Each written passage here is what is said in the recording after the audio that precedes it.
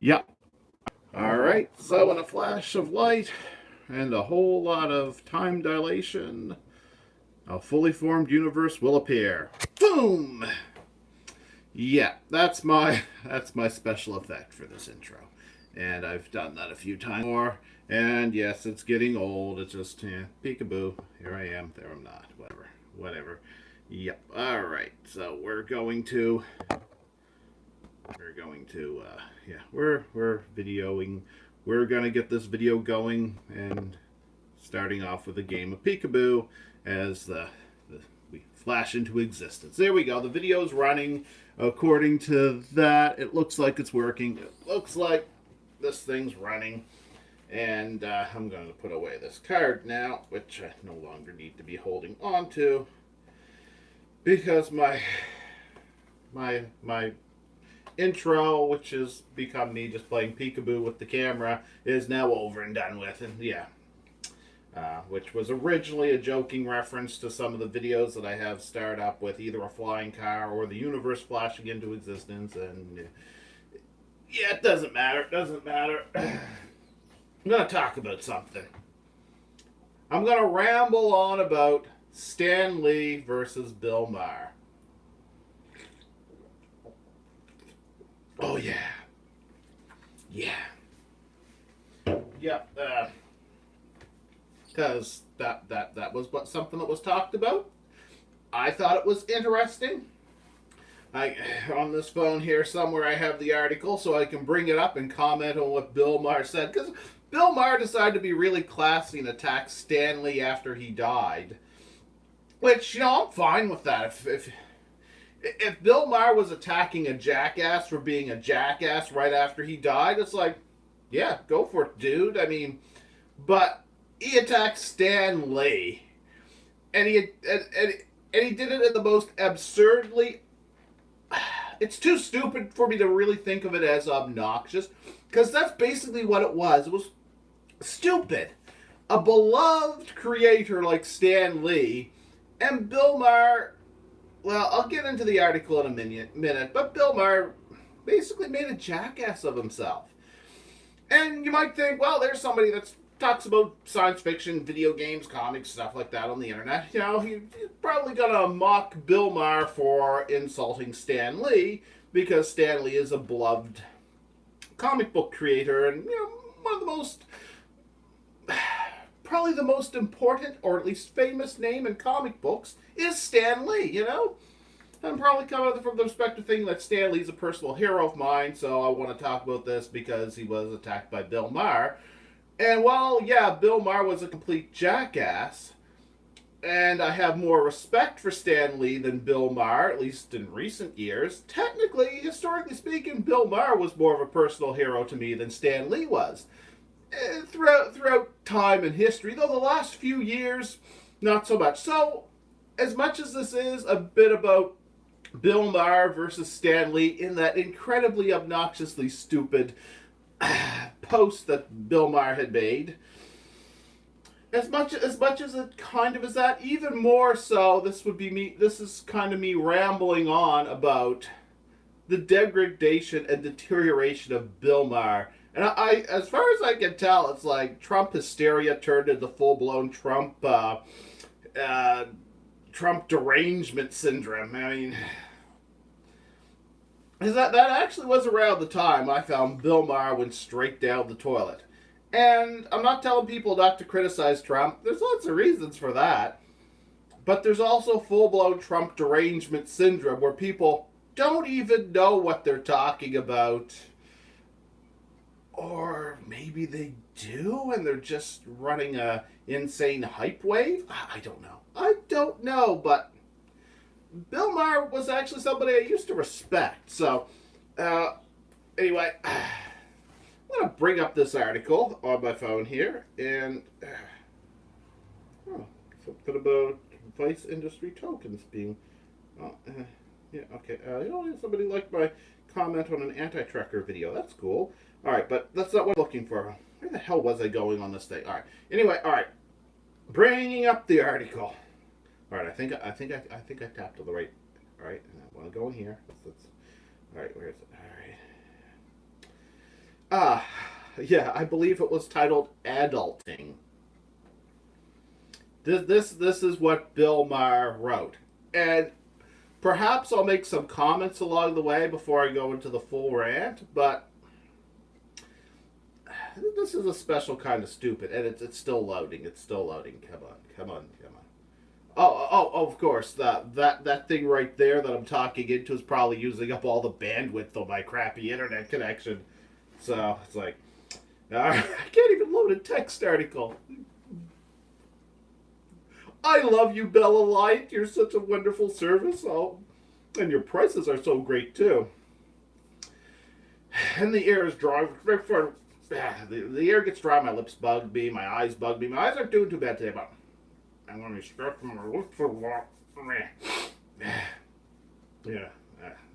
There's a dry air. My lips get chapped. I try not to lick them, so I just rub them instead. Yeah, I hate dry air. I hate when the air gets dry. I love me some good humidity. Heat and humidity is what I... Anyway, enough me talking about how the Earth's atmosphere is killing me. And on to this. Adulting. November 17th, 2018 by Bill Maher. Oh, this is good. And by good, I mean that term ironically. Alright, Adulting by Bill Maher. The guy who created Spider-Man and the Hulk has died, and America is in mourning. Deep, deep mourning for a man who inspired millions to, I don't know, watch a movie, I guess. Someone on Reddit posted, I'm so incredibly grateful to have lived in a world including Stan Lee. Personally, I'm grateful to have lived in a world that included oxygen trees, but to each their own. Yeah. Well, actually, if I didn't live in a world that had oxygen and trees, then I probably would have evolved differently, and I would be glad to have lived in that world instead, but, I could see how the imagination and attitude and personality of Stan Lee touched many people, and people would be happy with his influence on the world. Now, personally, I'm not one to praise celebrities when they die just for the sake of it, which is why I probably wouldn't even have done a video talking about Stan Lee if it wasn't for this Bill Maher article. Despite the fact, actually, I think Stan Lee probably was one of the people, figures, who were responsible for pulp culture that really is worth respecting. But that said, but I normally don't get into the whole thing when somebody I don't really know that just happened to be involved with something that I liked had died, because I don't know, that's just not my sort of thing to go and talk about that a whole lot. But that said, I don't begrudge anybody for commenting on the fact that they were touched by the works of Stan Lee, stuff that he did influence, and many people were even touched and impressed by his attitude towards the fans.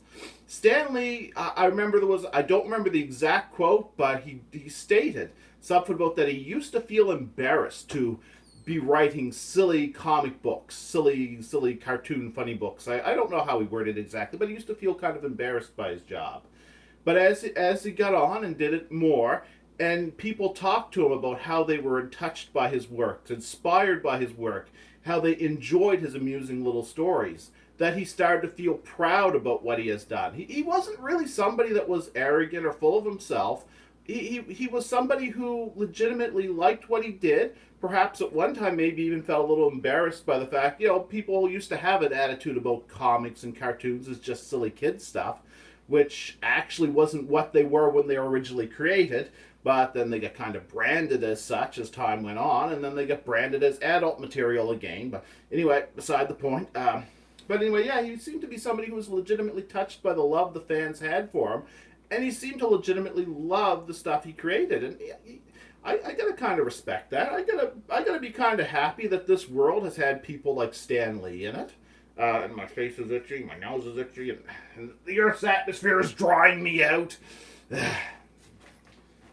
I'm happy. I'd be happier living in a world with somewhat higher humidity. Or summer. Spring and summer. Oh, I hate dry air. Anyway, And that just works out perfectly because he's happy to live in a planet with oxygen. You know, oxygen's actually kind of toxic. We need it for our metabolic processes, but it's yeah. I'm not getting into that right now. We're just let's just say it's best that we don't have too much oxygen. We have just the right amount of oxygen. But then again, if we had more or less, we may have evolved differently. So whatever. Anyway, he goes on. I'm grateful for a little bit of world that included oxygen and trees, but to each his own. Now I have nothing against comic books, he continues on with, and now I have nothing against comic books. I read them now and then I read them now and then when I was a kid, and I was all out of Hardy Boys, but the assumption everyone had back then, both adults and the kids, was that comics were for kids. And when you grew up, you moved on to big boy books without the pictures. Again, we're getting into that sort of attitude. He reminds me of Gavin McInnes. Gavin McInnes went on about video games and people being fans of Batman and stuff like that. And basically that sort of attitude of, yeah, these kids today, they like this new stuff, and screw those kids today, and basically with a attitude of dismissing of people who like more imaginative and more creative entertainment, basically people who liked art, and that's also basically what Bill Maher is having, like this stodgy old guy conformist attitude, which even as conformist attitudes go now, it's not really as conformist now, I suppose, because it's outdated. If you were conforming, people had moved on. But this is like old, outdated, extra painfully dull and depressing conformism. And coming from Bill Maher, who I've seen him make jokes over the years that were kind of referenced to science fiction-y things and stuff like that. It's like,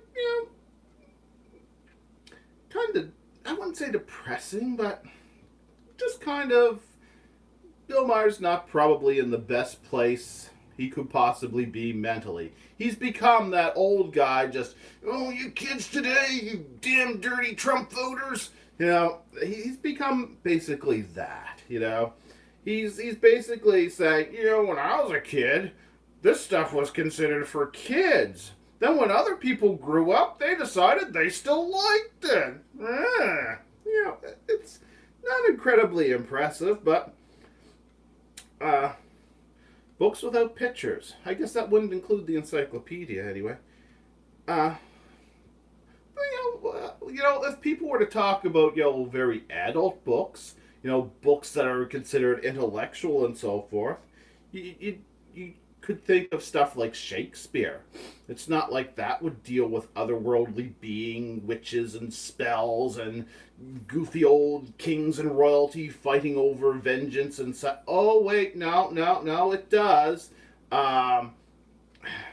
Sort of like abstract outside normal life stuff, but with human personalities that were archetypes for other stories, and yeah. I mean, if you were to compare Shakespeare to Spider-Man, well, Spider-Man over the years has had to deal with more censorship, but it was kind of confined by that. But that said, Spider-Man actually would come off as more complex and detailed when you have somebody with great powers, like the line "great powers with great powers with great responsibility." The guy who, right after he developed these powers, didn't stop a criminal out of apathy, and that same criminal killed his Uncle Ben in a mugging. It's like, there's some depth there. Like, comic books are a chance to basically involve stories that are incredibly imaginative and different and unusual, and they can also go to the dark places, like complex places with horrible consequences. And sometimes if it's a beloved character, they'll find ways to undo horrible consequences, but they're still part of the life experience of these fictional characters. There's actually a lot of thought that goes into such media, and it becomes more and more complex with every story that's told, because there's like a consequence. There's like consequences and continuity between the stories. So when you think of like those big boy stories that Bill Maher referenced, it's like, okay, but what made them so special as adult stories? It's like, is it just the fact they didn't have pictures, that they weren't a visual art as well as a written form of art? I mean, what's his basis for this? There's not really a whole lot to it other than he's basically saying, when I was a kid, we thought this stuff was just for kids. But nowadays, adults like this form of media too. So, right there, he's basically being a grouchy old curmudgeon. I don't know.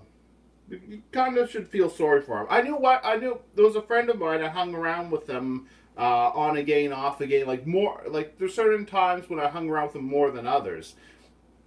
Such as, for example, he happened to be around a lot back in the year 2000. And this was quite a while ago, but, people's attitude about animation was pretty much what it is today back then. And we were talking about watching Futurama. No, this must have been the time I was hanging out with him in 2006, because in 2000 I didn't have that on DVD yet. We're talking about watching Futurama. And we were doing it in his family's house. He was back spending some time with his family, and I was hanging out with him for a while. And we're talking about Futurama and possibly The Simpsons. And his father was there. And his father made the comment, he goes, "You guys know you're adults talking about a cartoon?"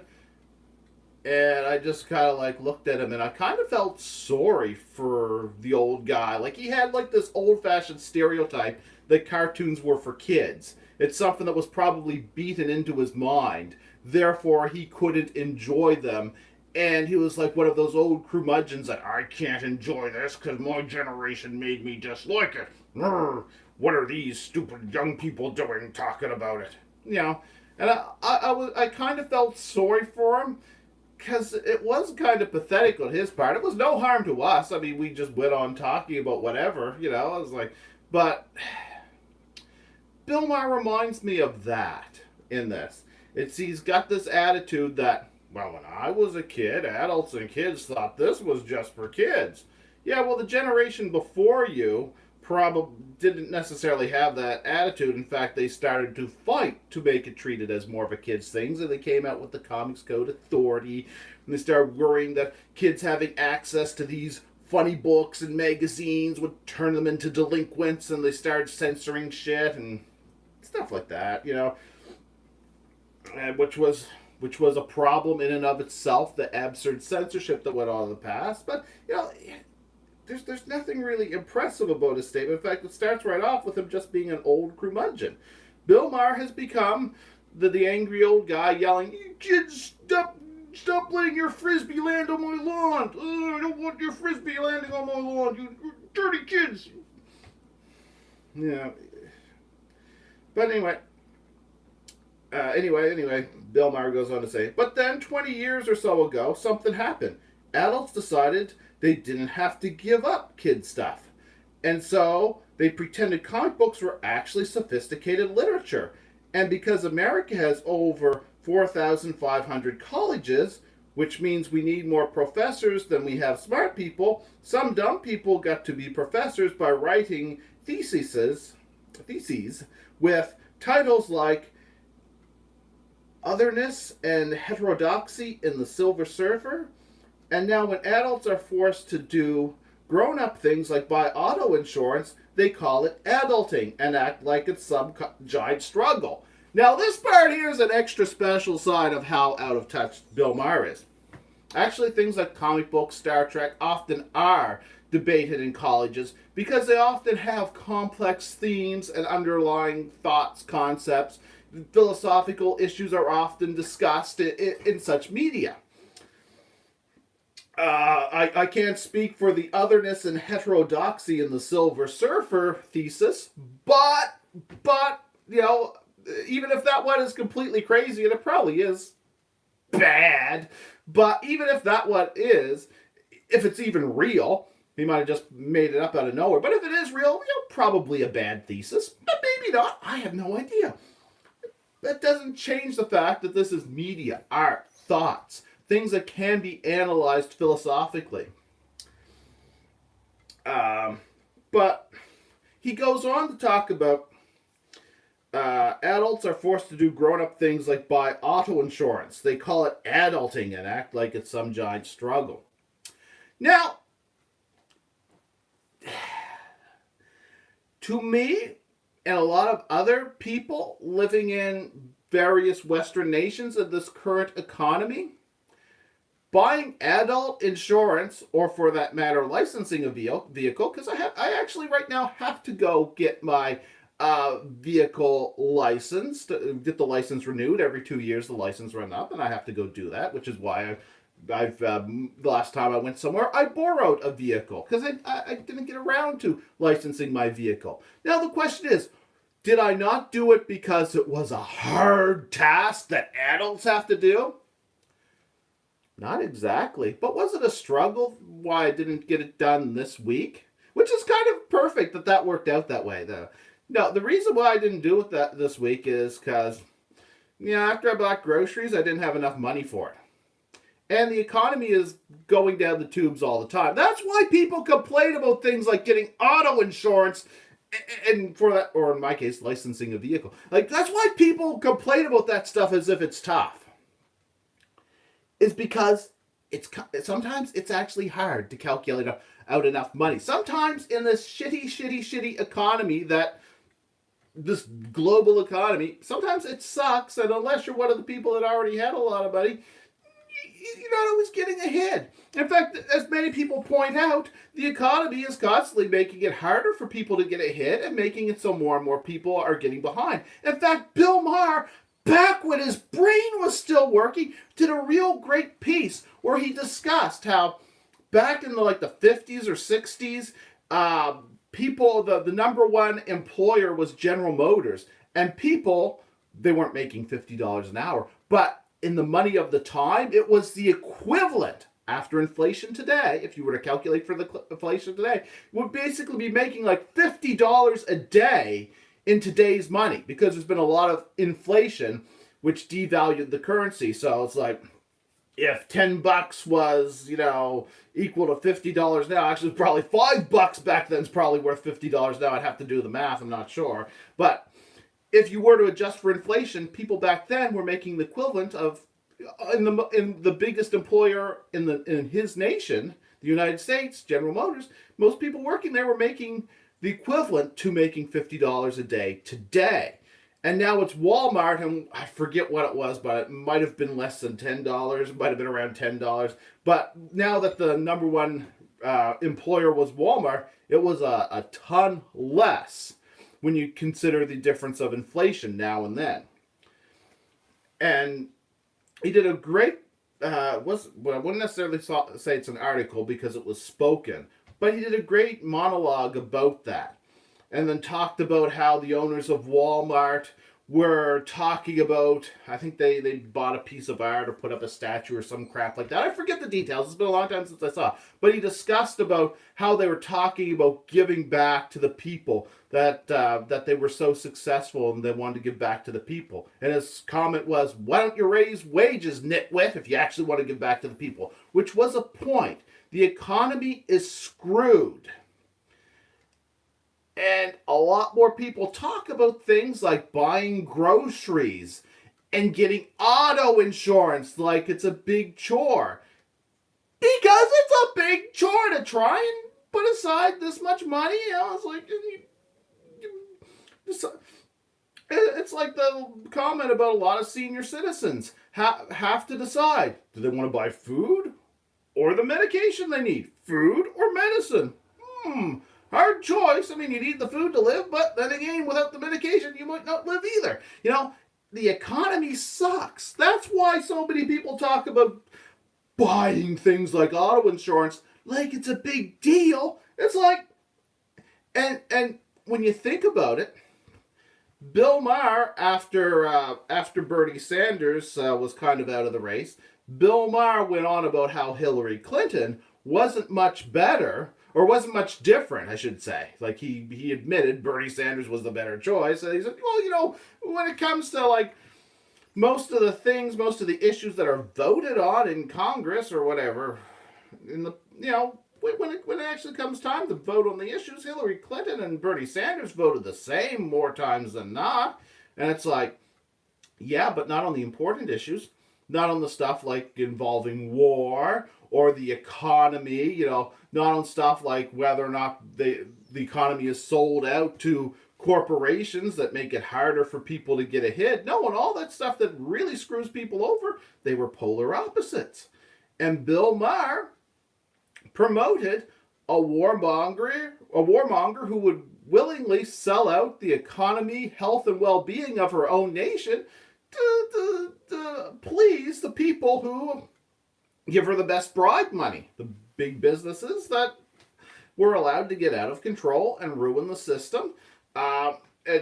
Willing to sell out human lives. I mean, with the wars she's been supported and behind, it's like, yeah, I mean, and Bill Maher actively spoke out in favor of this person and then tried to condemn, the Trump supporters as racist and all this, and completely ignored the issue and allowed for, and was part of, I should say, was part of that whole media hysteria where they would make excuses for Hillary Clinton and use Trump hysteria as just a way to put down people and voters. Like Bill Maher, around the time that basically Trump came into the position where he was about to be elected president, Bill Maher basically went nuts. He went nuts. And, Bill Maher has legitimate reasons for disliking Trump on a personal level. Like, there was, history between the two where Trump tried to sue Bill Maher over a joke, which kind of was one of the things that showed Trump to be a complete jackass and dumbass and just an asshole. But at the same time, Bill Maher became kind of hysterical if you watch his reaction to everything. And he was part of this, I would refer to it as the Trump hysteria that people use to mask and disguise the real problems. So I would say Bill Maher, if anything, is part of that problem. He's somebody with a lot of media reach. He's part of, for all intents and purposes, mainstream media. And he's part of that problem where they dismiss what's actually the issues, what's really the problems, and then try to make people out to be, well, they're just a bunch of crazy racists who, supported a jackass like Trump. When we were telling you needed to vote for this great other option called Hillary Clinton, and that was also why you couldn't vote for somebody decent like a third-party option like Jill Stein, because the third-party option's not going to ever get in there. Fear-mongering against Trump in absurd ways while propping up a warmonger who is and has actively sold out her own people to basically the people who gladly screw them over, and they're basically the source of where her money is. I mean, she's basically caught telling people in the banking industry that our public opinions and our private opinions were not the same thing, indicating, don't worry, I'm going to tell people I'm going to get stronger against you guys and keep you in line, but don't worry, I'm really going to be doing stuff to favor how you screw things over. There's something. Yeah, I am rambling. I'm rambling on about Bill Maher. Anyway, yeah, so you have Bill Maher, who is basically the perfect example of what's wrong with the economy, an out-touch jackass who used to be legitimately smart, used to make legitimately good points. And here, he's basically criticizing Stan Lee and the culture of people who don't want to do adulting, making out like things like spending money is a challenge, or actually the term he uses, buying auto insurance. It's like, yeah, of course. Of course, adulting, if you're going to call buying auto insurance adulting, for many people is going to get more and more challenging as the economy gets worse. I mean, so anyway, to get to this last part of it, which kind of brings it around to a perfect circle, is when the last little chapter of Bill Maher saying is, I'm not saying we've necessarily gotten stupider. The average Joe is smarter in a lot of ways than he was in, say, the 1940s, when a big night out was the Three Stooges sort, was a Three Stooges sort, I mean, and a Carmen Miranda musical. The problem is we're using our smarts on stupid stuff.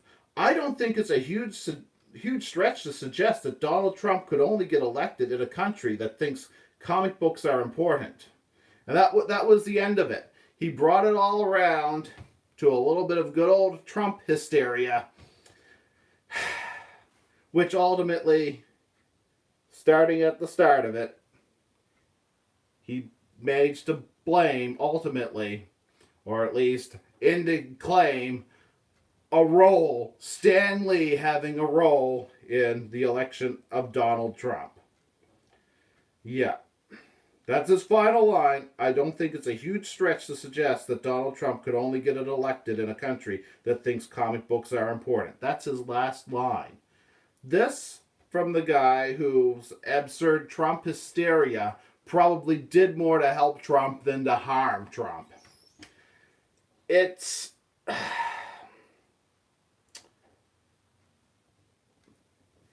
a sign that Bill Maher is like out of touch to the extreme. Like, he took the death of Stan Lee, a beloved individual who,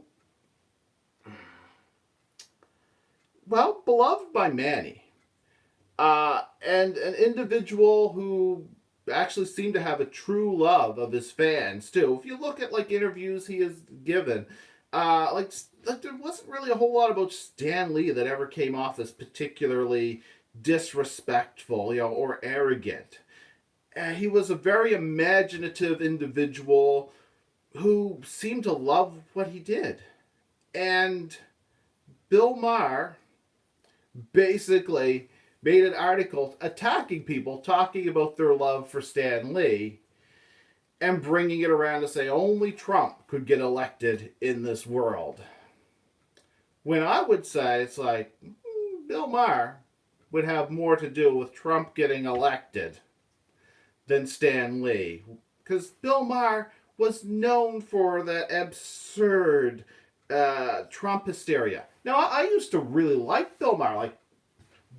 I once described Bill Maher as second only to George Carlin. Definitely held a preference to George Carlin, but I really liked what Bill Maher used to have to say. And he used to be really good at mocking stupid people. Like in a way that usually got a point across, and or just managed to make living in this human-infested world a little bit better by just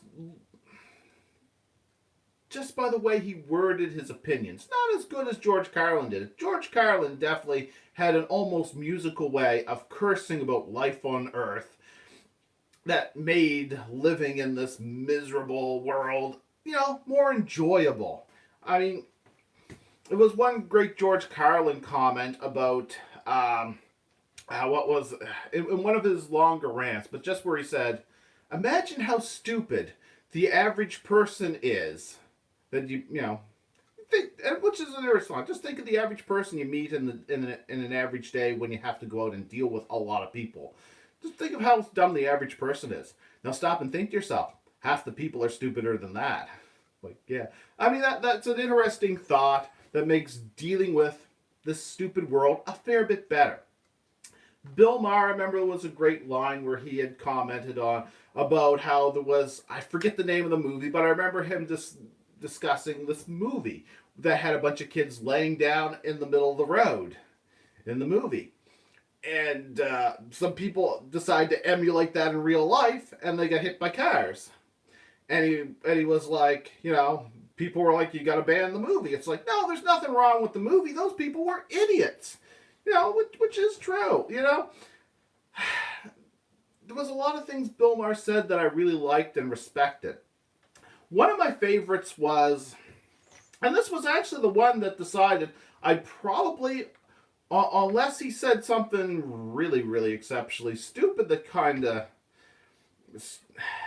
would be so stupid that it would undo how impressed I was with this. But one of the things he did was when he was on the Tonight Show, I forget the guy's name, but one of those guys that trains animals was on before him. And he basically got a lot of boos because, he was, before he came on, he was, in the back where the people wait. And he heard a lot of the noises these poor animals were making, because here you had humans taking animals that weren't really evolved to handle this environment, being drugged on stage for the entertainment of a bunch of humans so some humans could gawk at them, and they seemed to be making some distressed noises backstage, and he got pissed off, and he mocked the guy who, in his routine, he mocked the guy and mocked people in general for, I don't really know that much about exactly what he said, but I do remember a bit about it. He basically mocked him for doing the shit he was doing with, the trained animals. And he got a lot of boos for it because, here this guy came out and he's showing us some cute animals. And here's this other guy coming on and mocking him for it. But that was always something I really respected because he felt bad for the animals and he said something. And I always kind of liked that he would make these little comments that were kind of like animal rights comments that, it was a sign that he actually cared about something and he had the thought process, the awareness to realize, well, we're actually doing something abusive.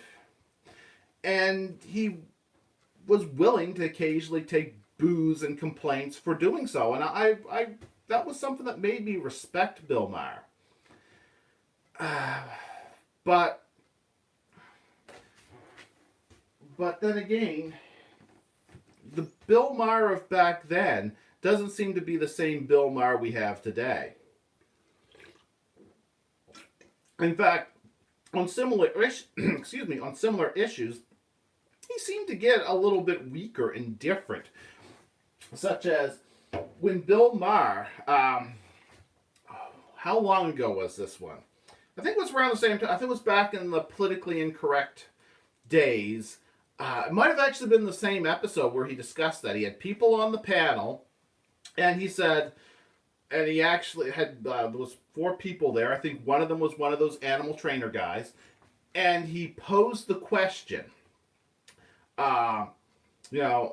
whenever I say about how it's crummy how the animals get treated, when people just take wild animals and then they train them to be, performance animals, whenever I talk about the mistreatment of animals and how the animals feel about it, all I ever get as a response is, the animals are so cute. We like to see the animals because they're so cute. We want to see them.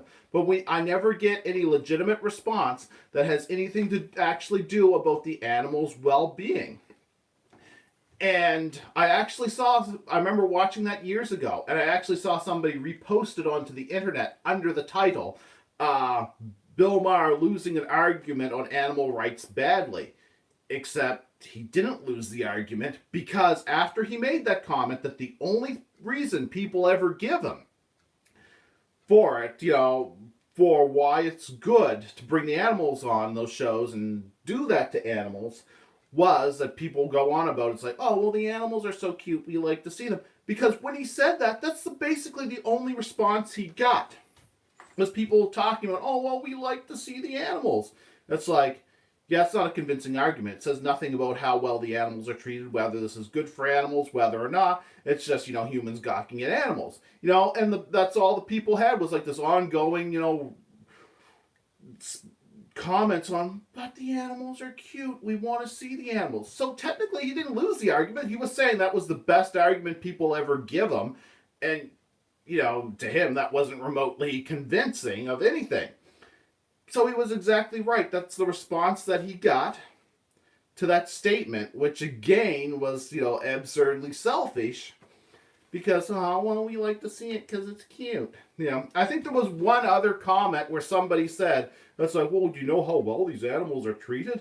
They get like expensive Perrier water and stuff like that. Is to which the response is, do you actually think the animals care about that when they're stuck in some little room that was an expensive company that brought them their water? It's like, no, they don't care about that. They'd be happy drinking out of a puddle if they were free. It's like that was the only other argument was something about, yeah, but they have these great expensive dressing rooms, and it's like, yeah, they don't care about that. So I kind of appreciated like him mainly for stuff like that. I like that he also stood up to religion, that he argued against religion, which is another thing that can agitate a lot of people. And I'll give him points for being bold enough to piss off all the people that love Stan Lee when Stan Lee died by saying stupid stuff like that. But the problem with what he said was he was being an obnoxious jackass, putting down people for loving Stan Lee. And then he even went so far as to try to blame Trump on people loving and respecting Stan Lee. And as for the animal rights things, I mean, this was after Bill Maher kind of got taken over by the Trump derangement syndrome. It was almost like it was a complete cascade failure for his brain. Because I remember this. Because I remember one of the things that impressed me about Bill Maher, in addition to the fact that he stood up and argued against religion, was the fact that he stood up for animal rights, which is the thing I kept talking about. And what he did at one point was he tried to make himself reasonable by saying he changed his mind on something. And what it was he goes, well, anybody can change their mind. Even I changed my mind on some issues. I changed my mind on hunting. I remember him saying that. And he said, because somebody argued with me and said, if we go hunting, we don't torture the animals like the farmer does. And I was like, wait, that changed his mind. It changed his mind on hunting? Is somebody told him the thing that everybody else already knew without saying a word? And I was like, damn, he's gone downhill. To me, that was like so stupid. It blew my mind. It's like, well, somebody giving the excuse of justifying hunting. Oh yeah, I think the person asked him if he ever eats meat, and he made some sort of reference to sometimes or something like that. And he goes, yeah, well, the farmers torture their animals, about how badly treated. And it's like, wouldn't that be an argument in favor of better treatment for animals in farms, as opposed to an argument in favor of hunting? I mean, that was like the most absurdly stupid thing that could win them over. And it was like I said, it's like the one thing that everybody knew without saying it. It's like, yeah, animals in farms are often treated badly. Of course, they owe their existence and their entire ecosystem to the fact the farmer's going to kill them. Whether that's good or bad is an entirely separate argument. But it's like, that changed his mind on hunting. And this was around the same time I'm pretty sure this was after he already started with the Trump derangement syndrome he was going through. Like, Bill Maher, I used to really respect Bill Maher, but it was like, everything about him that I kind of respected just kind of deteriorated away. And there's not much I can say about him other than that. I mean, the whole thing, Stan Lee versus Bill Maher, it's so very simple. Bill Maher's own statements make him out to be an old curmudgeon complaining about those people today like this new thing. Well, or it's technically not a new thing. This thing that I was told was just for kids when I was a kid. How dare they not conform to that? They must be imbeciles. Then that's how Trump got elected. And it's like, no. I could trace through more reasoning for Trump getting elected from the things Bill Maher has said over the years than anything Stan Lee ever did.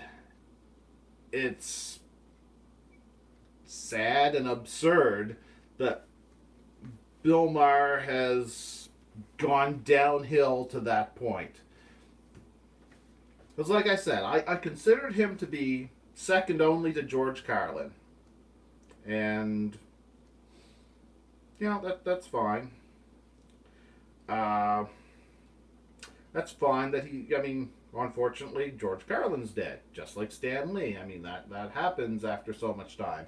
Oblivion comes for us all, But, there's probably not a whole lot I can comment on other than that was the thing I just wanted to ramble on about, because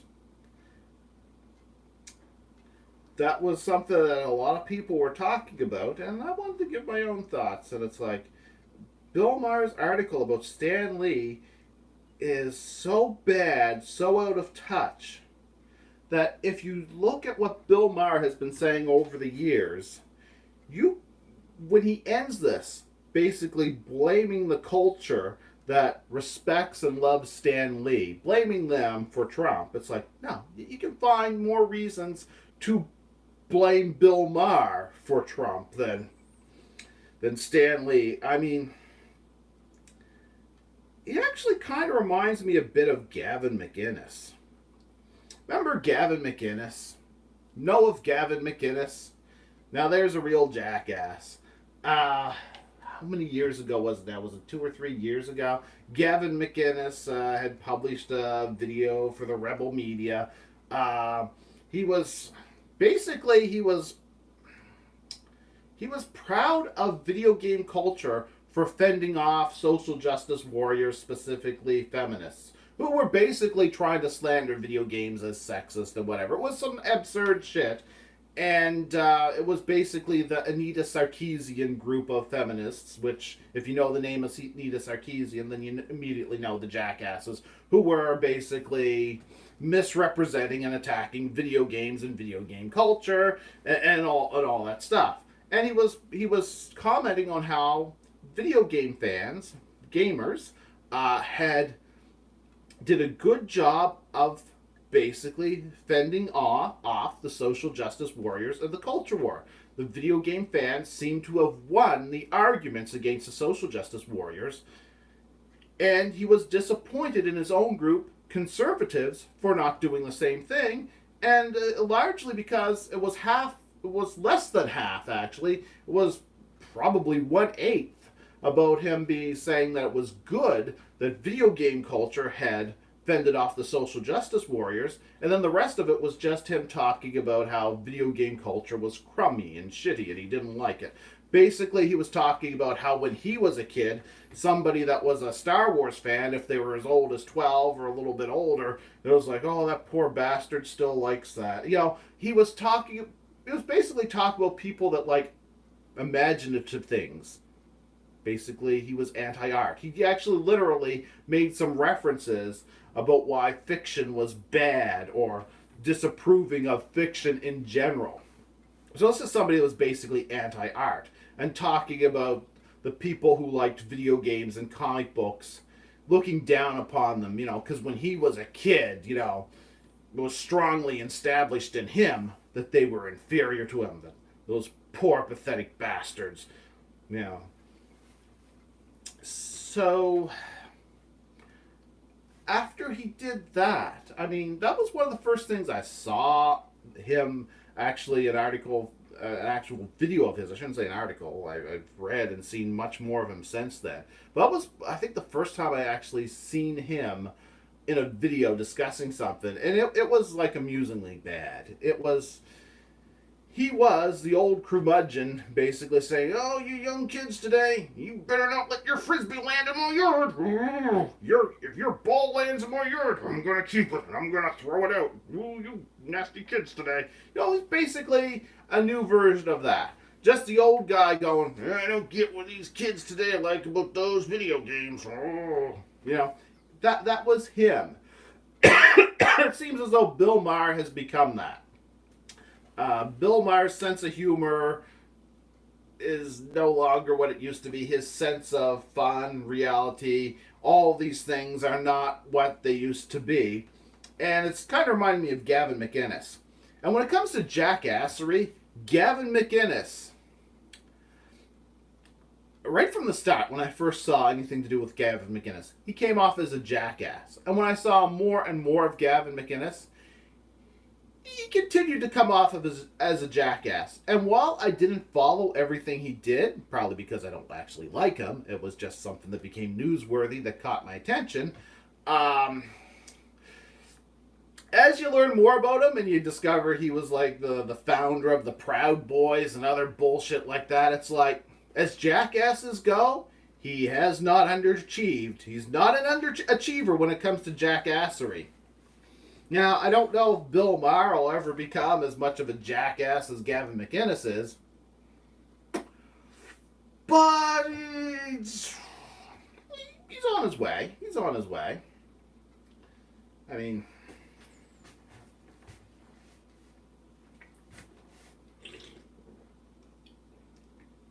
there's not too much left to respect that I can think of with Bill Maher. Stan Lee, on the other hand, the guy that created Spider-Man, and involved with just about everything Marvel Comics did for a very long time. I mean, when Bill Maher put down, like, comics as a medium, I mean, one of the things that fiction in general is often praised for is its ability to use metaphor and allegory to look at serious issues in a slightly different way. And use the X-Men as an example.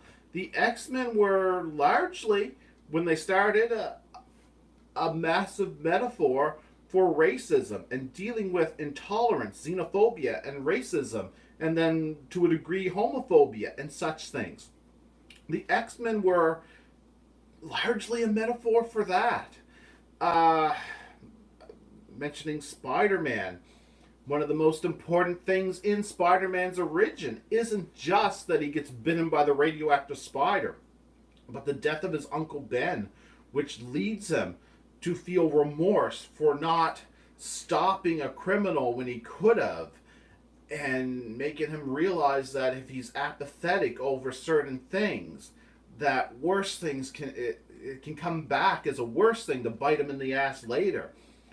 I mean, there's a certain level of, even in the most silliest concepts with comics, they often, with all the writers over the years and all the complexity, there's a lot that's been done with them and some great stories. And Marvel Comics is probably the most famous and well-known comic book publisher. I mean, everybody knows of Marvel and DC, and Marvel is probably I'm pretty sure Marvel's the more famous of the two, though they're both like all encompassingly known by anybody that even knows of comics. Marvel probably more so than DC. Now, Batman, which is a DC title, I think is probably the ultimately most popular title. But overall, comic book companies, it'd be Marvel. And that was largely Stan Lee. And, yeah. And that is something that entertained a lot of people. And as I was giving the examples, they found ways to talk about complex issues, to have a lot of metaphor and allegory. And Stan Lee was a part of that, right right from the early days of characters like Spider-Man and the Avengers and so forth. Um, the Hulk, like the man who created Spider-Man and the Hulk. I mean, and guided their development for decades. That's not really a small achievement for all intents and purposes. That is somebody who, as a creative force, would have touched a lot of people, touched generations. Bill Maher, on the other hand, was somebody that personally impressed me. I loved his old show, Politically Incorrect. I thought it was great to see somebody who would say bold and unpopular ideas that sometimes were common sense. But I used to have a similar opinion of Dennis Miller. Dennis Miller would be somebody that Bill Maher now reminds me of. Dennis Miller used to seem smart. And in fact, if I look at some of his old stuff, I think he actually might have been smart. But quite some time ago, he went downhill. And that was longer ago than Bill Maher. But Dennis Miller very much did go downhill. I thought maybe he sold out to the Republicans, like somebody was like, look, if you're a comedian, but you're the comedian that doesn't make fun of us, that makes fun of the other party, we'll have some money in it for you. I often wondered that. Or if these were actually Dennis Miller's opinions when he became very, shall we say, pro-George W. Bush. I had to wonder if there was money in it for Dennis Miller to specifically support these people, make fun of the opposition of these people, and say things in favor of them. Because prior to that, that didn't seem to be his specific political opinions. Like he seemed... Oh, there's a cat vomiting. Oh, man, you're vomiting. You're vomiting like you just read the new Bill Maher article. Yeah. Ugh. Cat vomit. Over there. Over that way. There's some cat vomit. I suppose I should go put some paper towel on that to absorb it and then wipe it up and then clean it. But I'll save that for later. Y'all done vomiting over there? Huh? I don't know if the camera picked up the noise of the cat vomiting. But that's what was going on. There was a cat vomiting. Yeah. But yeah, Dennis Miller. Dennis Miller, it seems like if I were to look back at things he's done in the 90s, and the phone is ringing. Of course the phone is ringing.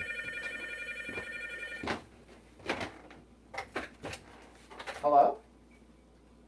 Oh, I'm just live streaming on the internet. Yeah. Want me to give you a call back after a bit? Alright, I'll talk to you then. Yep, bye.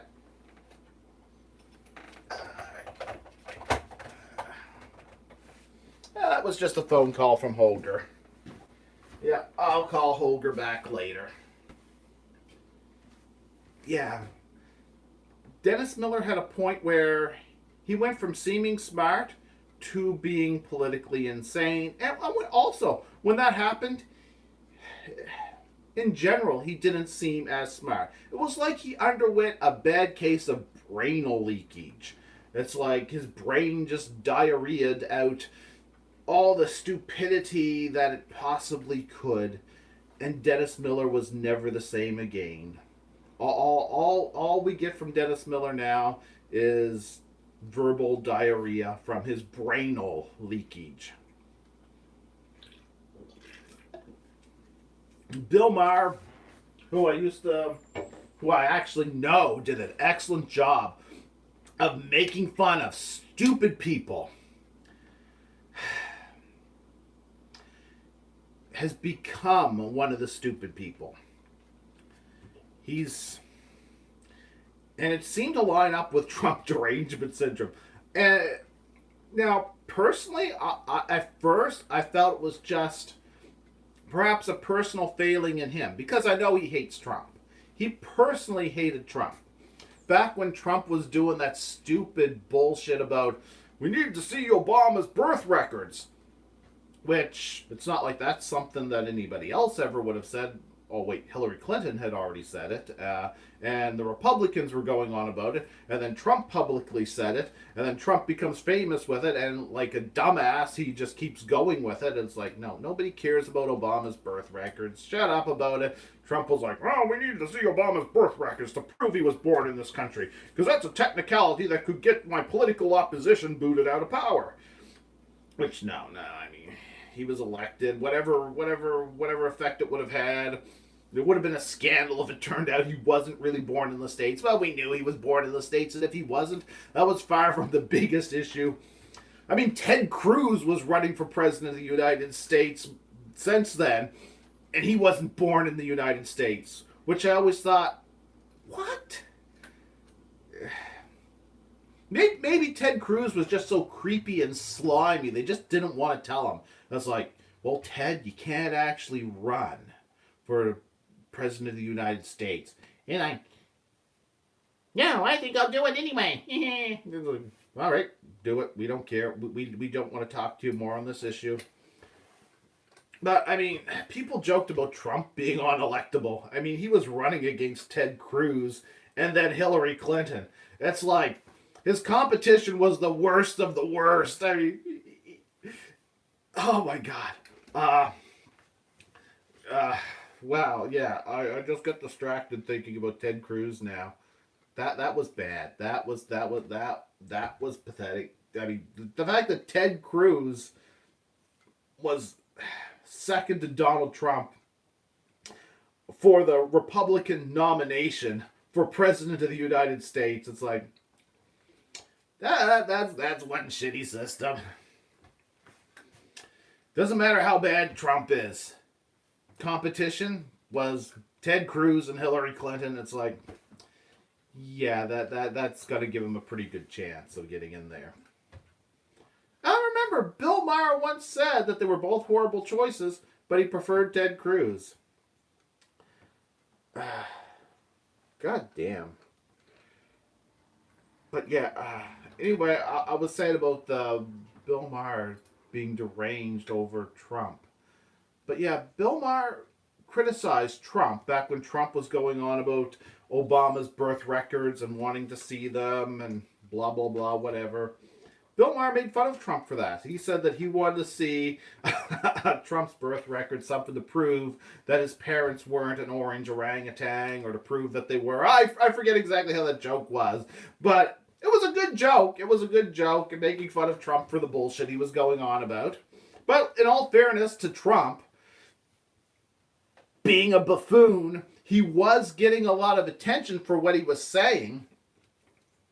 And part of Trump's career isn't just being the big sleazy businessman, it's also being the media star. And if you're getting attention for what you're saying, you're going to keep saying it. I mean, that's just the way it works. And he wasn't the first one to say the stupid shit that he was saying. He just became famous for.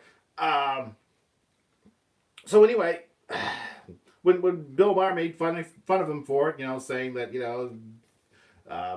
referencing the Trump's, parentage, his parents an orange orangutan or something like that, Trump basically threatened to sue Bill Maher. I think he even tried to sue Bill Maher. And it's like, no, that was a joke. He was making fun of how Trump looked. Perhaps a form of body shaming, whatever, doesn't matter. He was making fun of Trump, using Trump's appearance to make fun of him, but for reasons of stupid stuff Trump was saying. And yeah, fine, good enough joke, whatever, but then Trump tried to sue him, so Bill Maher hates Trump. Bill Maher has made the comment that he actually felt like, well, Trump is now the president of the United States. This is the person who wanted to sue me for a joke, and now he's in this much political power. I don't trust that. And that would have been a great argument against Trump. But Bill Maher went full-blown Trump derangement syndrome. He went full-blown just nuts. And he started to praise Hillary Clinton. And it came off as he was nuts, okay? It came off as though he had issues with Trump, and after that, it was full-blown Trump derangement syndrome. And at first, I thought it was just that he hated Trump, and he was going to refuse to be honest about why he hated Trump, which would be a good argument against Trump. But it kind of came off as, he didn't want to do that. He was going to call people stupid for considering Trump. He was going to insult the voters and the population. And forgetting that Trump was going up against a similar monster in Hillary Clinton. And he tried to shame people for picking one or the other in a bad choice.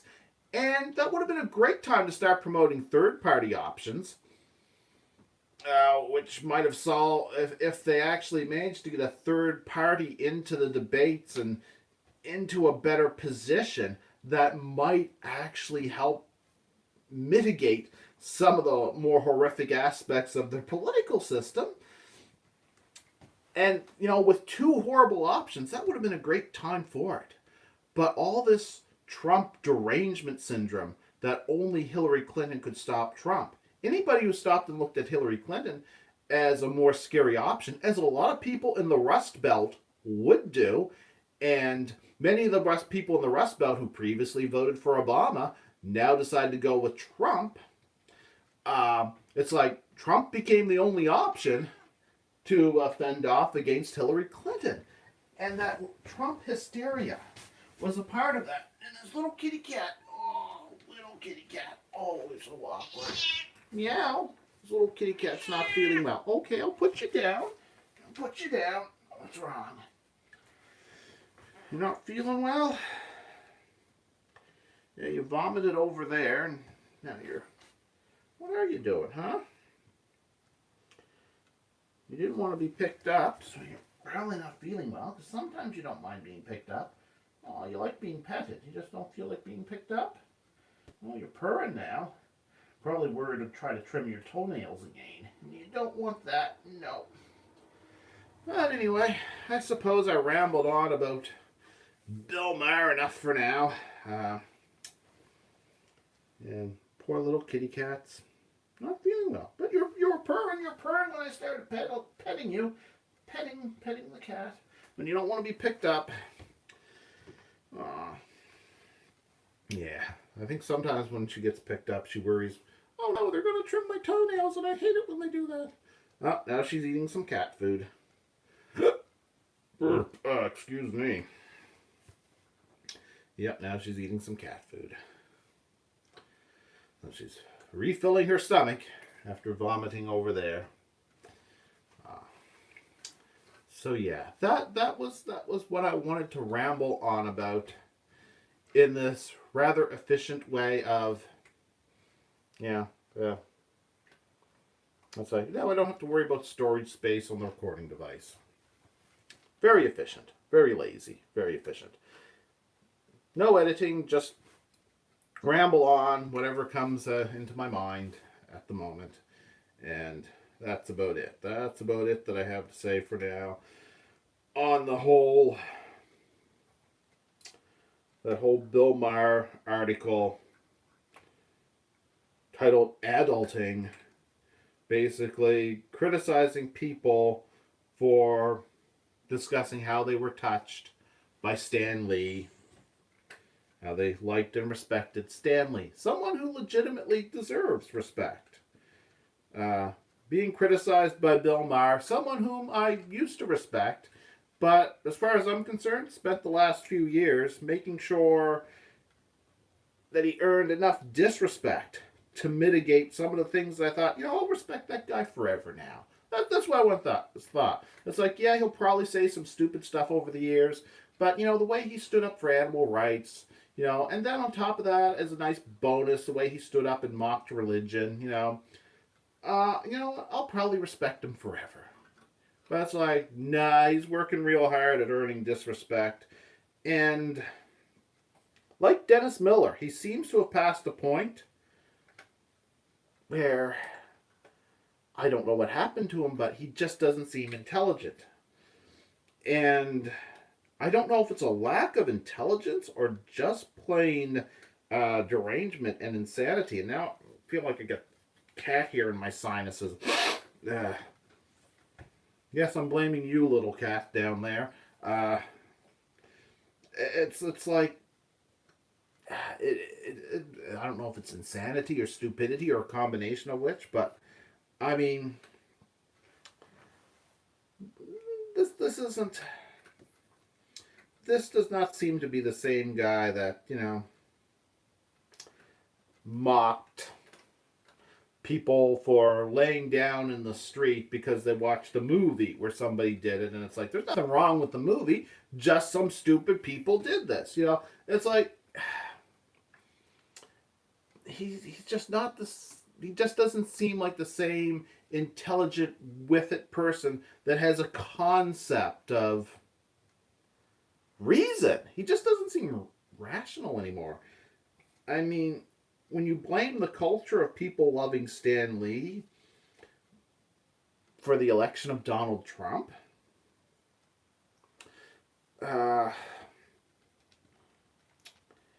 you've gone pretty fucking nuts. And I kind of would compare that to Dennis Miller. I mean, Dennis Miller had this point where he used to seem smart. Now he just seems like another idiot. Let's see. Now I just kind of loaded up Twitter. Oh, Twitter's loading. Let's see.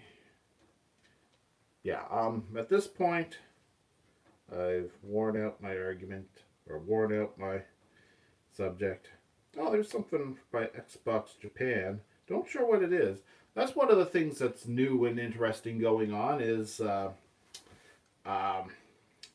Xbox. Yeah, this would be something that I figured I'd ramble on about that so long that I wouldn't want to talk about anything else. But that was something I was going to discuss. There's a new Xbox coming out, planned to come out, rumored to come out, and supposedly some people are referring to it as a version of the Xbox One S, though I think they should add a different letter of the alphabet to it. Maybe the Xbox One D? I don't know. The Xbox One Z? Because it's not going to be the Xbox One S or the Xbox One X. The Xbox One E? Whatever. I don't know. This one's going to be discless. It's not going to have a disk drive. And to me, I always thought to myself, well, that's the time to give up on video game consoles when they go digital only, digital download only. Because the thing that I like about consoles compared to PC gaming, or at least one of the main things, is they've held on to physical media better than the PC gaming market has. To me, physical media it's not a requirement for me to get a game, but it's preferable. To me, if a game is worth $60 on a physical disc, it's not even worth $10 as a digital download. Sorry, but I mean, if it's just a digital download, that's just a glorified rental, and I'm not impressed. So I thought, yeah, time to move on to PC gaming if you're going to have to download them anyway. And, Steam generally has pretty good deals and stuff. Good Old Games is the place that I actually find the more interesting. But then what I think about, I really hate downloading stuff onto my PC on the personal computer. I'm always dealing with space management, and even if I were to get like a 4 terabyte hard drive, it's like I fill up every other hard drive so fast. It's like I really hate installing stuff on the PC, especially games and stuff like that. I usually use my personal computer for just about everything else. So it's kind of like, then video game consoles would become just a box to download games into. And that's kind of a ripoff in my opinion, but then again, I'm perfectly content with them moving beyond discs. In fact, I would consider it a good idea if they started going to a format similar to a glorified SD card. Some sort of and if it was digital download, some sort of SD card or perhaps even an SD card adapter that had some sort of special chip in it that the games would only work with that card, and I don't know, a way that you could back it up. But I don't know if they would come up with something that would allow you to back up your digital downloads, but also tie it to some sort of physical media that would allow you to unlock the game, much like how having the disc allows you to play um, games that are installed on your consoles now. If there was some way that they would do that, um, I'd have a somewhat more positive opinion of digital downloads. I'm just not really a big fan of the current way um, um, DRM works now, digital rights management. My nose is itchy. Not as itchy as it was a minute ago, but it's still itchy. And the dry air is still bugging me. Yep, the Earth's atmosphere. But yeah, so that's kind of something that was in the news, and it's just something I was thinking about doing a video, pondering the possibilities of. And then there's PlayStation. In a previous video, I was going to, but then I realized, oh, there's going to be people coming here, and the kitchen's going to be used, and the television's going to be on in the other room soon. And it's like, well, better end the video. I was going to talk about the new PlayStation Mini that's supposed to come out. Because they announced the games, and some people are apathetic about the games that are on it. But even though they're good games, they're not really the collection that people were hoping for. Which is kind of an interesting thing to consider. For example, Metal Gear Solid is on it, and people want that game to be on there. But it doesn't come with it comes with the original PlayStation controller that predates the DualShock controllers, and Metal Gear has features that will benefit from having the DualShock controller. But then I wonder if the controllers that come with the PlayStation Mini, PlayStation Mini, if those controllers are going to be USB controllers, because they probably won't be exactly the same control ports that the original PlayStation had. If it was, then you could probably swap in an original PlayStation controller with the rumble feature and all the other and the dual analog sticks from the DualShock controllers, like all that stuff. You'd probably be able to plug into it, but they probably won't do that. But if it's a USB plug-in, maybe they'd make it so that although it comes with an original PlayStation style controller, like the very first model of the controller, maybe, just maybe, you could plug a PlayStation 3 or PlayStation 4 controller into the thing using the USB cable, which some people just use those USB cables for recharging the controllers. Me, I leave them hooked up so I don't have to recharge them. I just leave them plugged in and play them wired. But yeah, I mean, maybe that would be an option. Because, I mean, you can use a PlayStation 3 controller on a personal computer by plugging it into the USB port. So, yeah, I mean, it might not be that bad. If you also happen to have a PlayStation 3 or 4 controller, that might be an option for it. But it's unknown if that'll work or not. But that was just my thoughts. It might not be that bad that doesn't come with a DualShock controller. And then there's also something else going on in the media. Something else that was being discussed a bit is the whole thing about PlayStation has begun censoring games even in Japan that previously weren't censored. In fact, I forget the name of it, but it's an anime game with some perverted themes in it, and PlayStation is forcing their version of it to be censored. And to people's surprise, even the Nintendo version for the Nintendo Switch isn't getting censored, but the PlayStation version is. And even though Nintendo has a history, especially Nintendo of America, has a history of being uptight assholes, uptight censoring jackasses, even though Nintendo has that history, that's actually an old history. And although they did go back to censoring a little bit more than they used to, still, they had given up they had already given up the extreme censorship of the NES, SNES, and Nintendo 64 days. The GameCube and original Wii were not that badly censored, not as bad. Then they started back up censoring a few things that they wouldn't used to censor. But yeah, I mean, back in the era of PlayStation 2, GameCube, and Xbox, it was the PlayStation was the console that got the most censorship.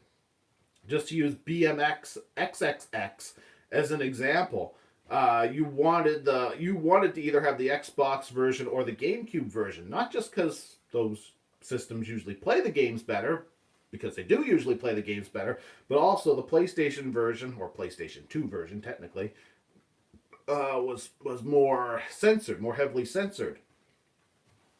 So this is just more power. More this is just par for the course, just more of the same. Sony, being uptight and censoring things. Uh, yeah, there's that. I mean, PlayStation has kind of like become the stereotypical name of video gaming, And while I was a big fan of the original PlayStation, by the time of PlayStation 2, it's actually the other consoles that I mostly prefer. Like original Xbox and GameCube and Dreamcast. All those I liked more than the PlayStation 2. PlayStation 3, well, in a way I kind of like it more than the Wii, but in other ways I got more use out of the Wii. And definitely the Xbox 360 was my console of choice during that era. Now PlayStation 4 is the most commonly sold console, but I'm not that interested in it. So it's like, doesn't really it doesn't really affect my opinion of Sony all that much because to me they've kind of become third place behind Microsoft and Nintendo in my general opinion of them. But it's kind of a little disappointing that that's such a name that's so omnipresent in gaming. It's, if there was like a name in contemporary gaming that perhaps represented console gaming as a whole, PlayStation would probably be the most recognized brand name. They'd be the Marvel Comics of the video game industry, the Sony PlayStation. So yeah, it's kind of disappointing that the biggest, most recognizable name in gaming in video games is the one that's the worst for censorship. And the dry air of the Earth's atmosphere is just drying me out. Still just drying me out. Oh, I wish it was summer. So there was that. Oh, then there's the new She-Ra show. Yes, She-Ra. That's something else worth commenting on. Yeah, the new character designs didn't look that good. Didn't look as good as the more realistic looking Filmation ones. It looked colorful, but it didn't look like bad. Hell of a lot better than Thundercats Ho, which isn't it time that Thundercats Ho would have been released somewhere by now? Did people just forget about it? I don't know. It looked bad, and I don't know whatever became of it after they announced it was in development. And considering I've seen the new Ninja Turtles cartoon, which wasn't that bad, it wasn't really a step forward. I'm not calling it great, but it wasn't as bad as it could have been, the new Ninja Turtles cartoon. Thundercats Ho looked abysmal. The She-Ra cartoon didn't look as bad as the other two that I just mentioned, the new Ninja Turtles or the Thundercats Ho cartoon. Didn't look as bad as either of those, but it didn't look promising.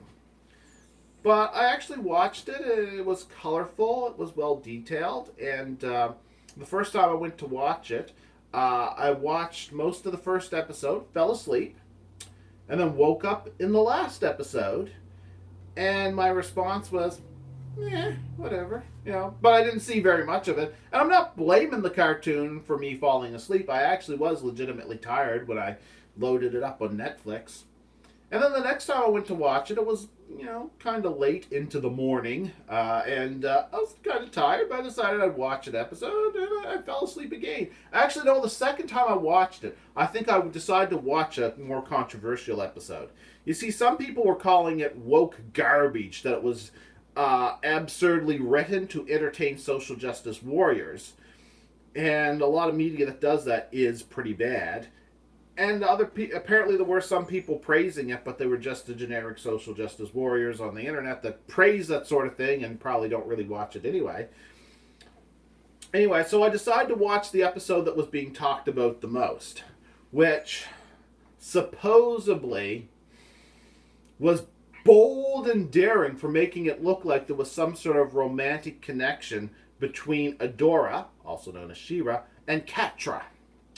Because it involved them at a dance, and Catra was in some sort of suit, and, you know, it was controversial, and ooh, people were saying, it's this great moment where you're going to be just rooting for Team Adora Catra. You know, you're going to be so happy with their love. You know, some bullshit was saying that. And some other people like saying, well, they're sexualizing a kid's cartoon. How dare they?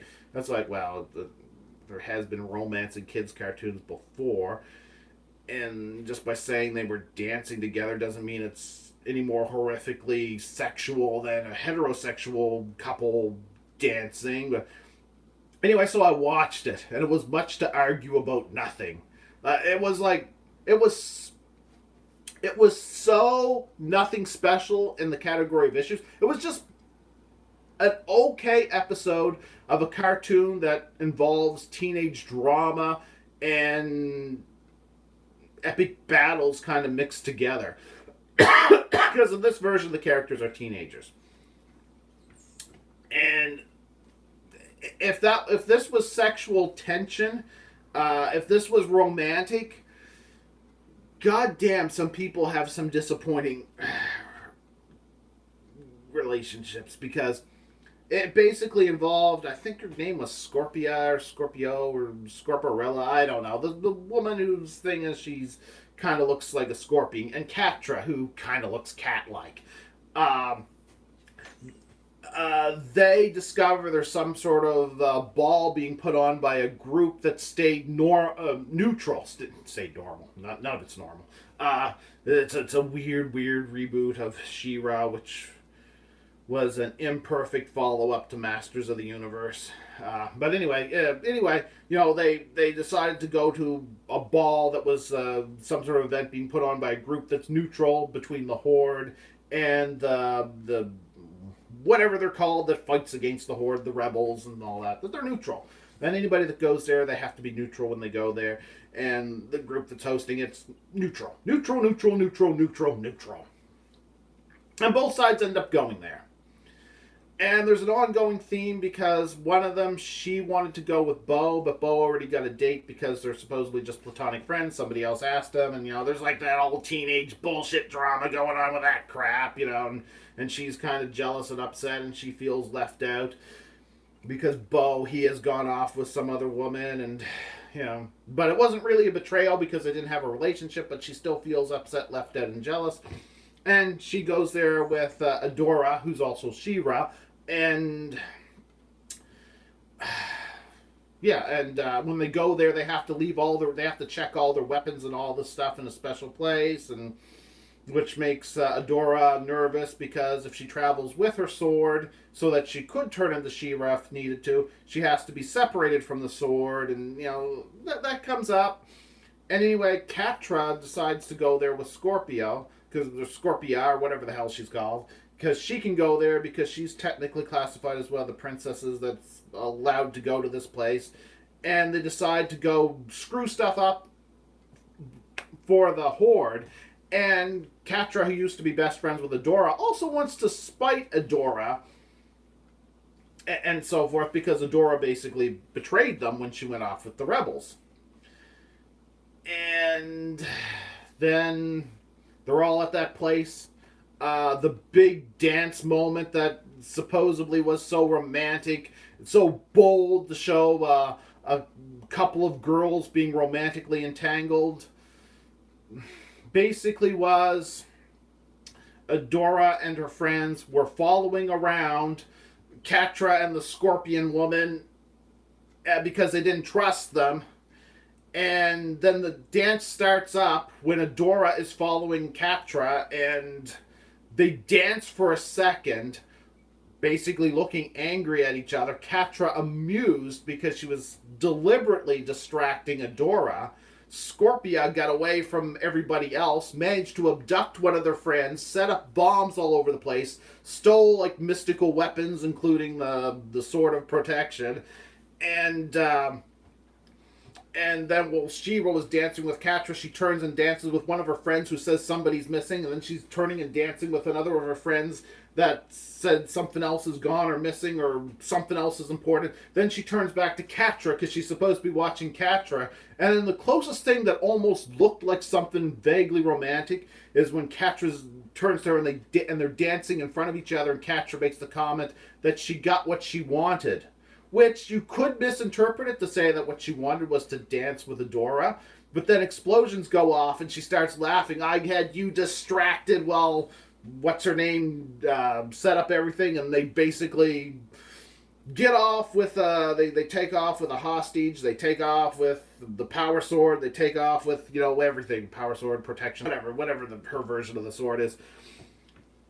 So that was it. That was the big controversial moment that led people to say, oh, such a great progressive relationship that'll make you think, they'll make you be on the side of Team Adora Catra. So you just want to see them get together. They're so in love and so connected, so much sexual tension. Like that's what people were talking about, like was a big progressive moment for entertainment.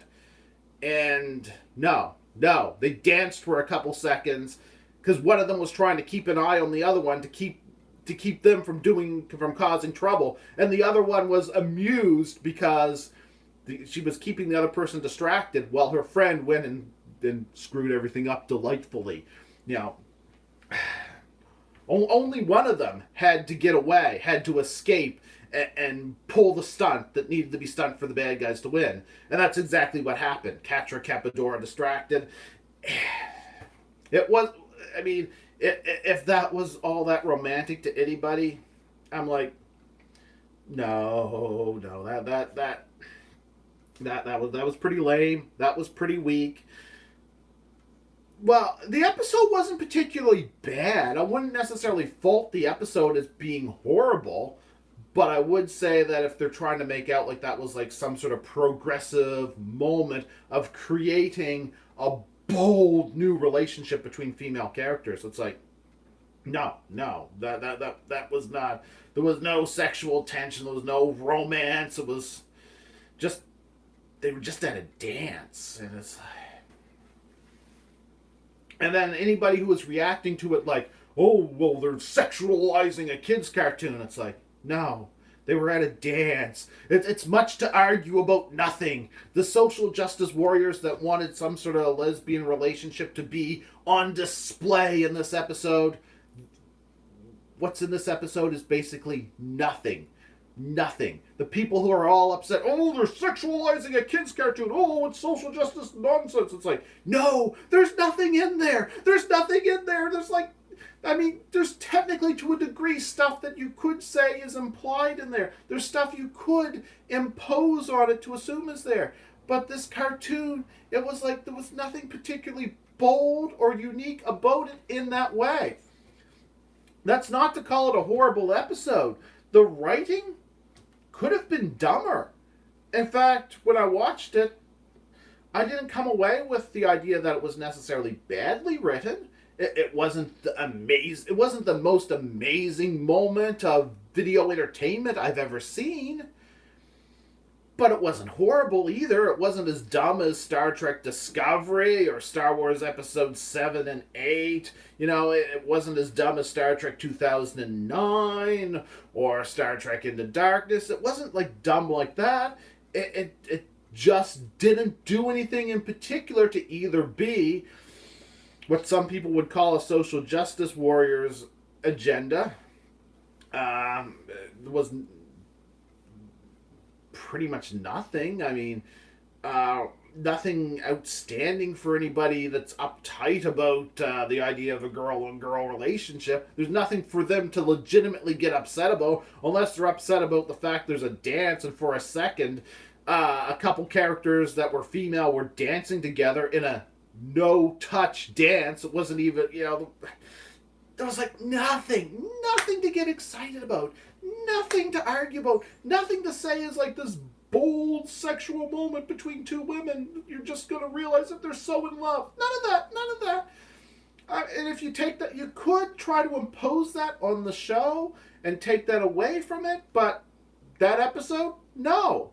And the writers could eventually add more and more and more to hint at something like that. Sure, fine, but in that particular episode, at those moments that was supposed to be like some special relationship, no, there's nothing. There was nothing. So either the people that want that and were talking about the show like was great for having it, or the people who are criticizing the show for having it, or being like sloppy writing just to impose something like that in the story, it's like, no, nothing to argue about. Nothing on either side. There was nothing.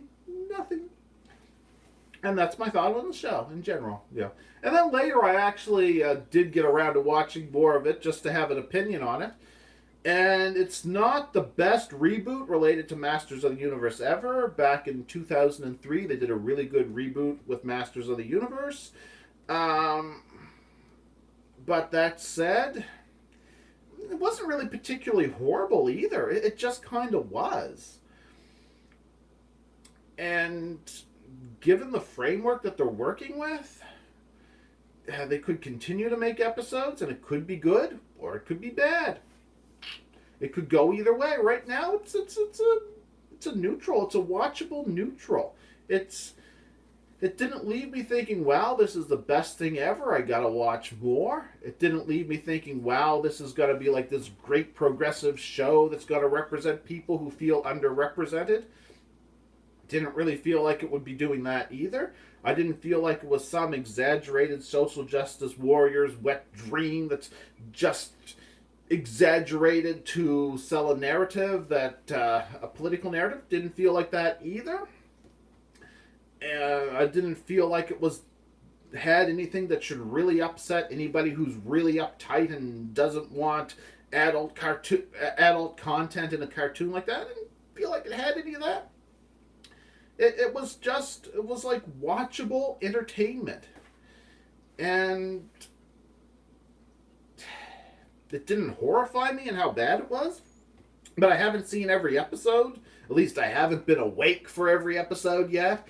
But, it is what it is. That's all there is to it. So, I guess that's everything that I could ramble on about at the moment. So I probably should bring this to an end. Let's see, can I actually think of anything else worth mentioning?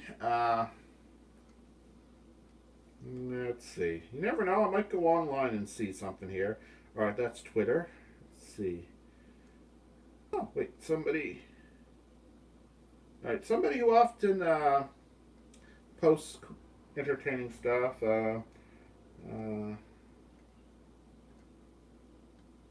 I'm not sure what she's saying there. I'm not going to take time to read that. Ooh, look, there's some porn. Let's see, what else?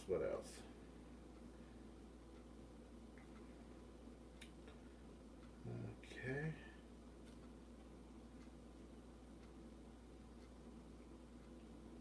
Well, yeah. Anyway.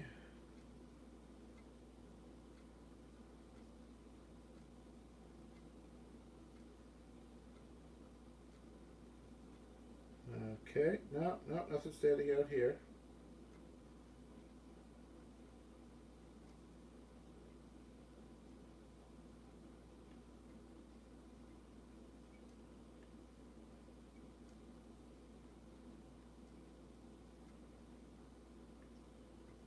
Yeah, anyway. No, nobody on there saying anything interesting worth mentioning. And let's see, maybe I'll find some articles worth commenting on. I don't know. No, I guess not. But yeah, the main thing I wanted to rant on about was the whole Bill Maher Stan Lee thing. And I did that. As far as I'm concerned, you can take a look at the article, the Bill Maher, the blog that he posted. It's not a large thing. It's like 3 paragraphs. Or was it even that? Yeah, it was about 3 paragraphs. And you can see him criticize basically fans of Stan Lee. Basically starts off by saying, when I was a kid, we thought that kind of stuff was just for kids. It's like, good for you, you old fucker that's stuck in your ways and seems to lack the imaginative power to enjoy such things. That's your loss. That's your loss, motherfucker. Then he goes on to blame people liking comic books on Trump. Like, blame them for Trump. There's a lot of things I could think of blaming on Trump. You know, the media's like Trump hysteria, putting him up against competitors like Hillary Clinton and Ted Cruz. The demonization of third party voting for a third party because you either need to be so that was one of the things they demonized the idea of voting for a third party because they wanted you so afraid of Hillary Clinton, or I mean so afraid of Trump that you need to vote for Hillary Clinton. So of course, if you considered Hillary Clinton more scary, which there's plenty of reasons to possibly consider that, as a result, you pretty much have to vote for Trump because they're making sure that nobody would consider a third party. So the third party can't win, so you need to be scared of one or the other. And then, of course, Trump won. And under the circumstances, what was, yeah, it actually makes sense to me that Trump won. And Bill Maher was part of that. Bill Maher was part of that. And I would say the political climate that gave us Trump and almost gave us Hillary Clinton, that horrible system, I would blame Bill Maher. Bill Maher was part of it, is part of it, and he tried to blame Stan Lee. He tried to blame Stan Lee and fans of Stan Lee. Yes, Stan Lee. The guy behind Marvel Comics. The guy who created imaginative and creative stories that were very often allegories on dealing with responsibility, on dealing with racism, dealing, like, for example, the X-Men. The X-Men was like largely a metaphor for racist and xenophobic attitudes. All the things all that creativity, all that imagination that was both silly and fun and at times went to dark places, like the comment that I keep mentioning about you can't have a proper version of Spider-Man without the death of Uncle Ben, all that,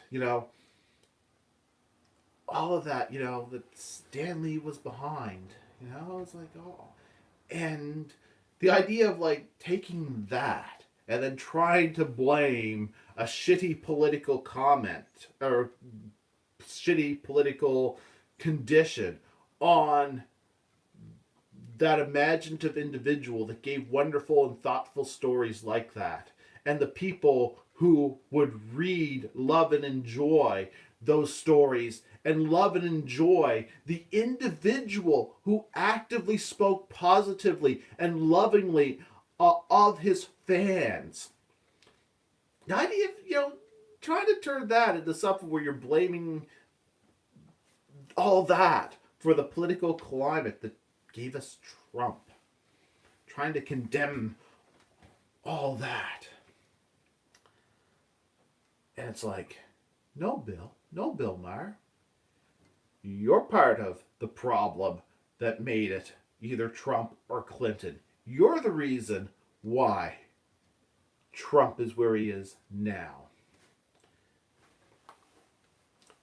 Not him alone, but him and others like him played a very big role in why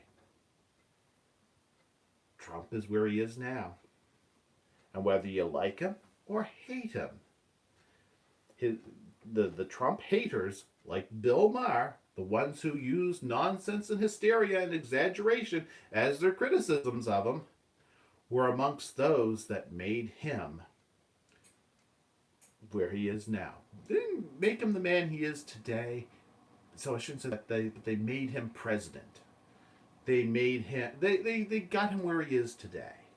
So for everything Bill Maher tried to dump on Stan Lee and the fans of Stan Lee's media, Stan Lee's legacy of the X-Men, the Hulk, Spider-Man, Captain America. Well, no, Captain America I think was before Stan Lee. Iron Man. Stan Lee create Iron Man, or was that somebody else? I don't know, but Stan Lee had a hand in all of its development. The fact that Bill Maher had made like a scathing blog post about Stan Lee, blaming him for any of the political climate that we have today, that Bill Maher actually played a role in, shows just how fucking absurdly, ridiculously out of touch Bill fucking Maher is. And it's why I don't consider him to be the same person I used to have respect for. It's a large part of it. Large part of it.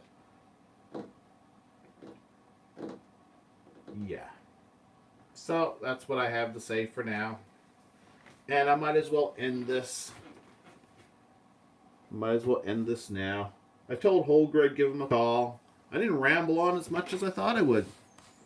Alright, I should end this. I must end this video, because why not? I'm just rambling at this point. And I don't really think anybody's watching this far into the video. But you never know. You never know. You never know. Actually, you never know. This is the internet, a lot of weird creepiness. Of course, that was my October joke, that the internet is haunted. Ooh, is any creepy, almost supernaturally creepy people watching all the way to the end? Oh, no. Oh, no. Ah. Oh, ooh, yeah. Ooh. All right, time to end this thing. Time to end this video.